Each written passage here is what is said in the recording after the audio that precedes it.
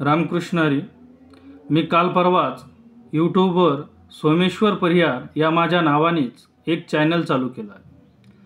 हे चॅनल चालू केल्यानंतर मला असं वाटलं की आपण ज्या वारकरी संप्रदायातून येतो, ज्या वारकरी परंपरेवर आपली श्रद्धा आहे, त्या वारकरी संप्रदायावर आपण काही चांगले चांगले व्हिडिओ बनवून ते यूट्यूबवर अपलोड करावे। सत्य संकल्पाचा दाता नारायण या नियमानुसार आपण जे काही चांगले कामं करतो, जे काही चांगले कामं करण्याचा संकल्प करतो, ते त्या पांडुरंगाच्या इच्छेमुळेच होतं।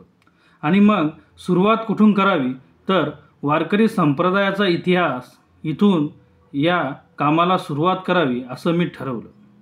मला लहानपणापासूनच माझ्या गावामध्येच वारकरी संप्रदायाचा वारसा लाभलेला आहे। गुरुवर्य दादा महाराज साखरे यांचे शिष्य गुरुवर्य हरिभक्त परायण सुखदेव महाराज सपकाळ हे माझ्या गावातीलच। मला लहानपणापासून माझी मोठी आई गुरुवर्य सुखदेव बाबांच्या प्रवचनाला घेऊन जात आणि माझ्या मोठ्या आईने त्यांच्याच हाताने मला माळ घातली आहे। त्याचबरोबर हरिभक्त परायण ज्ञानेश्वर महाराज परिहार ज्यांना आम्ही प्रेमाने माऊली म्हणत, ते माझ्या गावाचेच आणि नात्याने ते माझे आजोबाच लागतात। त्यांच्याकडूनही आम्हाला काही मार्गदर्शन लाभले आहे।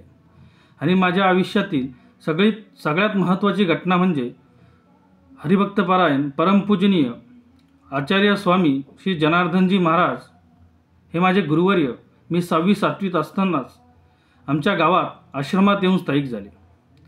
मला जेवढं जमेल तेवढं मी त्यांच्याकडून संस्कृतचं अध्ययन करण्याचा प्रयत्न केला आणि त्याचबरोबर वारकरी संप्रदायाचा अभ्यास करण्यासाठी आपण आळंदीला गेलं पाहिजेत आणि म्हणून मी आळंदीला गेलो आणि सुरुवातीला पद्मावती रोडवर आळे धर्मशाळेत मी काही दिवस राहिलो। त्यानंतर गुरुवर्य कुंभार गुरुजी वारकरी शिक्षण संस्था या ठिकाणी मी जाऊन दाखल झालो।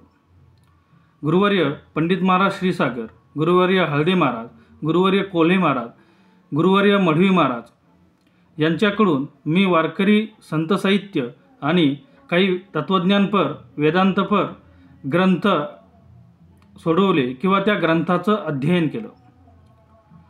आणि त्यानंतर ज्यावेळेस माझं कॉलेजचं शिक्षण चालू झालं, मी आळंदीलाच पद्मावती रोडवर देवराम बाबाच्या धर्मशाळेत रूम करून राहिलो आणि अशा प्रकारे मला जमेल तेवढं, माझ्या बुद्धीला झेपेल तेवढं मी या संत साहित्याचा, तत्त्वज्ञानाचा, वेदांताचा अभ्यास केला आहे। आणि आजही मला माझ्या बुद्धीला झेपेल तेवढा अभ्यास करण्याचा मनापासून प्रामाणिक प्रयत्न करत आहे।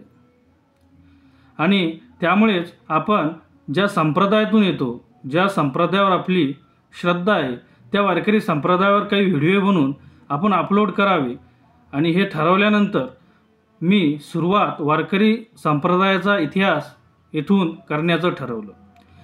आणि हे जो वारकरी संप्रदायाचा इतिहास यावर आपण या माझ्या यूट्यूब चॅनलच्या माध्यमातून चर्चा करणार आहोत।